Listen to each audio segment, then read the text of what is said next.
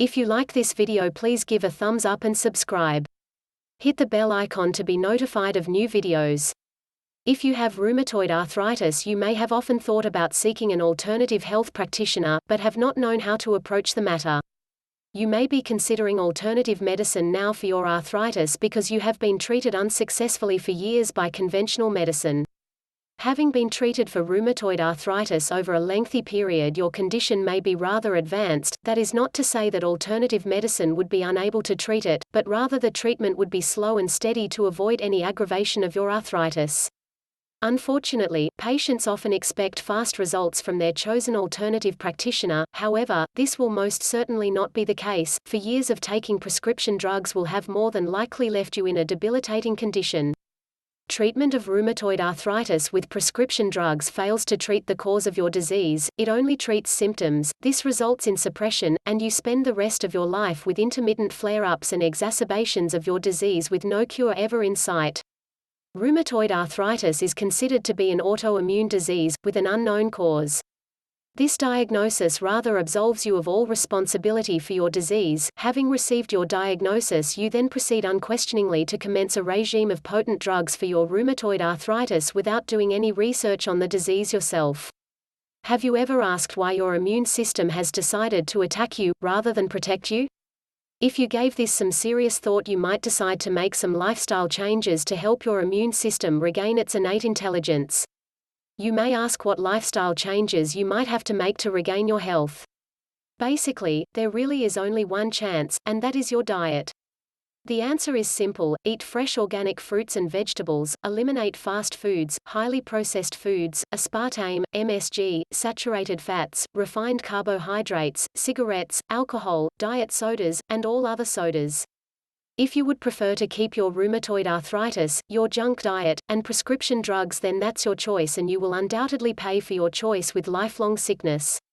However, if you make the effort to change your diet, you will reap the benefits, and you will be richly rewarded with vibrant health. If you have suffered from constipation, you know how miserable it can be. You feel sluggish, tired, and depressed, not to mention the discomfort in your abdomen. Of course, laxatives abound on the market, but they offer a temporary solution at best. Also, they can create a dependency. Enemas are unpleasant. Surely there is a better way to get your colon clean and keep it that way. Adding insoluble fiber to the diet can help, but it basically only works to scrape out the material through the center of your clogged colon. It is not really a colon cleanser, because it does not clear out the old impacted fecal matter. It cannot really get your colon clean. It only helps to keep things moving. Many people have as much as 15 or 20 pounds of old fecal matter impacted on the walls of the colon. Fortunately, there is a way to melt away this matter from the small and large intestines as well as the colon. A good quality oxygen-based colon cleanser consists of oxides and peroxides of magnesium that have been pressurized with oxygen. This chemical will release oxygen when they combine with the hydrochloric acid in your stomach. This type of colon cleanser actually turns that impacted hard matter that has been lodged in your digestive tract for a long time into a liquid or gas so that it can be eliminated from the body. The chemicals oxidize the material safely and effectively. Naturally, this means that the bowel movements will be watery and gaseous for a while. This is not actually diarrhea, but a result of oxidation. When you do a colon cleanse with an oxygen-based product, it is wise to stay near a bathroom for a day or so. It is also helpful to drink a lot of water. Of course, drinking water is good for treating constipation anyway, but much water alone won't clean out the colon. However, it will help flush out the watery, gaseous stools resulting from the cleanse. The amount of water recommended is half your body weight in ounces. For instance, if you weigh 160 pounds, you will want to drink 80 ounces of water each day. This is the equivalent of 10 cups or 2.5 quarts. Conventional wisdom recommends 2 quarts of water a day for everyone, but most people don't even drink this much consistently. Larger people will benefit from drinking even larger amounts of water. The colon cleanse might make you feel like you have diarrhea, but true clinical diarrhea results from a bacterial agent like E. coli or other water or food contaminants. It can also be the result of a disease of the intestines, such as irritable bowel syndrome. Celiac disease, a condition in which you don't tolerate eating wheat and other gluten grains, can also cause diarrhea. Hello folks. Does anybody out there know anything about herbs and natural cures? I am no great pro, but even I have picked up some pointers over the years. Take lavender. I love lavender. Lavender is so easy to plant and look after, flourishes year after year, has a lovely, soothing scent, is known to induce relaxation, and keeps the moths away. I have a lavender plant on my kitchen windowsill and sachets of lavender in my cupboards. There are many methods to learn about herbal gardening. I personally have plenty of herbal gardening books on hand. You can exchange information with fellow gardeners or plant nursery salespersons too. And don't forget elderly people. They have a wealth of information about herbs and natural cures. Just the other day I mentioned to an elderly friend that my hair has been losing its luster. No problem, she said. Take 1 egg yolk, olive oil, juice of 1 lemon. Mix in a bowl. Using your fingers or a basting brush, rub or brush the mixture thoroughly onto your scalp, around the hair roots, and onto the hair. Wrap a towel around your hair for 2 hours, then rinse in lukewarm water and shampoo as usual. I followed her instructions. Sure enough, my hair has a renewed luster and more body than it has had in a long time. You can learn about natural cures by improvising with things found at home. Did you ever feel like your face was an elastic mask? I did. I desperately needed something to soothe and moisturize my skin. Yogurt was the perfect solution. After rubbing some on my face and letting it soak in, I felt and looked 20 years younger. I don't know about you, but when I go for a massage, I expect the massage therapist to use their hands, fingers, and maybe even their elbows to loosen my stress-laden muscles. There is nothing more delightful than an experienced pair of hands that helps to expunge all of the bad stuff from my body that causes me to become tense, anxious, and, perhaps, a bit unpleasant to be around sometimes. Tips for a better doctor visit. 1. Have as many medical records as possible with you to document your medical condition, especially for a new visit or a consult. Go by the hospital, lab, or other doctor's office and get copies. This saves the doctor time and sometimes even avoids an extra official call. 2. Bring in the actual bottles of prescriptions. While lists are helpful, the bottles reveal how many are prescribed at a time, dosage, and if there are any refills left. There is no more guessing about the little blue pill. With so many generics, the same drug can show up in many different shapes and sizes depending on the manufacturer. Now you can both be on the same page when talking about a specific medication. I am also surprised at the many errors on the bottles by the pharmacist. 3. Create a list of questions, requests before your visit. In fact, it would be ideal to tell the person making the appointment what areas you need to discuss. This is not the time to say it's personal. We assume it is all personal in a medical office. It helps us be prepared in scheduling, equipment, and assigning the proper room. Believe it or not, we have heard most of your problems before. Of course, if it is extremely sensitive in nature, then just tell the receptionist how much time you will need to discuss your personal problem. 4. Try to keep to one system of the body per visit unless a complete physical is done. Most office visits are geared to blocks of 15 minutes. Usually, this is adequate to cover most simple problems such as a rash, upper respiratory infection, and urinary infection, just as examples. The longer you have had the problem or the vaguer the more symptoms such as abdominal pain or dizziness, expect to spend more time. Don't hesitate to ask for more time. We would rather know ahead of time what your expectations are. 5. Ask for prescription refills, notes for work or school, and forms to fill out at the beginning of the office visit rather than at the end. Of course, a friendly reminder is always good if it has been overlooked when you leave. You can always give a list of medications needing refills to the nurse at the beginning of the visit too. Again, communication helps everyone get their needs met. 6. Be realistic in your expectations. If you start the discussion on a topic that is unrelated to the original problem on the schedule and want some answers, this leaves less time available for other problems. For example, if you are due to have a pap smear and gynecological exam but start with a headache complaint that requires a physical and full history, don't expect all of it to be done in one visit. Always prioritize what is most important for that day. Sometimes problems become more important, symptoms severe since the original appointment or follow-up was made. Just tell the nurse or doctor things have changed as soon as possible. That way we can stay on schedule and you can get the most important problem addressed. 7. Don't leave the office without telling someone if you aren't satisfied with your service. Most doctors and staff assume everything is going okay unless told. It is easier to fix a problem, answer a question or complaint as soon as possible while the information is still fresh. If you are uncomfortable talking or can't stay, write a quick note. Many areas are sensitive and highly charged emotionally. It is easy to misunderstand directions, reasons for tests, or the intent of the doctor's remarks.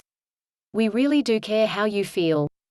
8. It is easier to process your visit on time and handle the paperwork if all of your information is correct. Tell the receptionist if you have moved, have a new telephone number, or changed medical insurance. Always bring your insurance card with you. 9. I know everyone is busy and overscheduled. The number one reason doctors are behind in the schedule is patients showing up late. True, other factors can play a role such as telephone calls and very sick patients.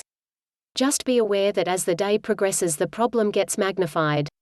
If you must get in and out quickly, try to book the very first or second appointment of the morning or afternoon.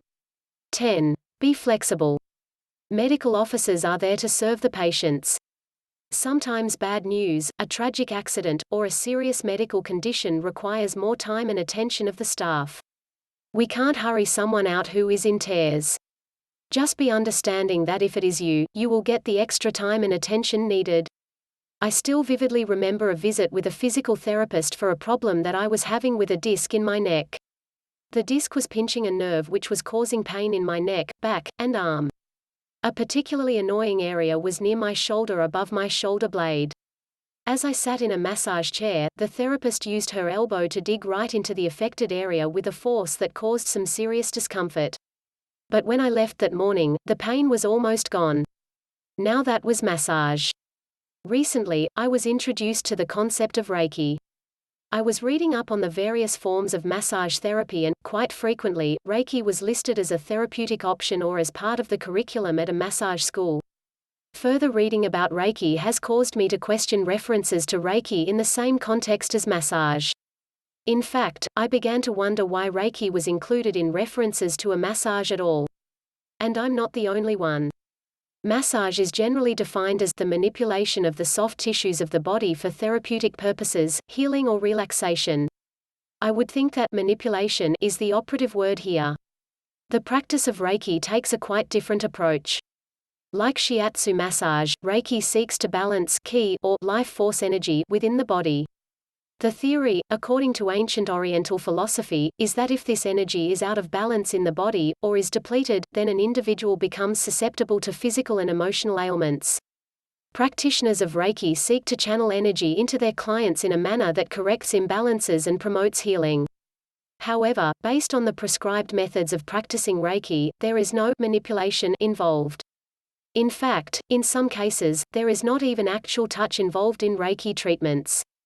That would certainly present a conflict between the generally accepted definition of massage and the practice of Reiki. Reiki, as practiced today, was developed by Dr. Mikao Usui, a minister and head of a Christian school in Japan. His students had asked him how Jesus healed.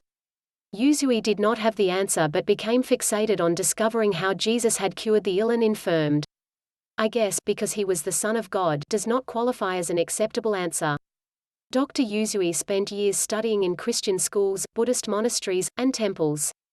He found no answer to the healing question until he embarked on a 21-day fast. At the end of the fast, he apparently had a revelatory experience that showed him the methods he had sought to understand. He then set about on a healing ministry. Eventually, he shared his knowledge with Dr. Chujiro Hayashi who, in turn, shared the knowledge with Mrs. Horio Takata who trained 22 Reiki masters who then shared the knowledge with thousands of others. Essentially, Reiki transfers energy from the Reiki practitioner to the patient. Actually, Reiki teaches that the patient draws this energy from the practitioner, thus giving the patient an active role and ultimate responsibility for their own healing. The energy is then realigned and balanced and harmony is restored in the body. Though it is not a religion, there is a great deal of spirituality at work in Reiki. God, or a universal life force, is acknowledged and recognized as the source of all life energy.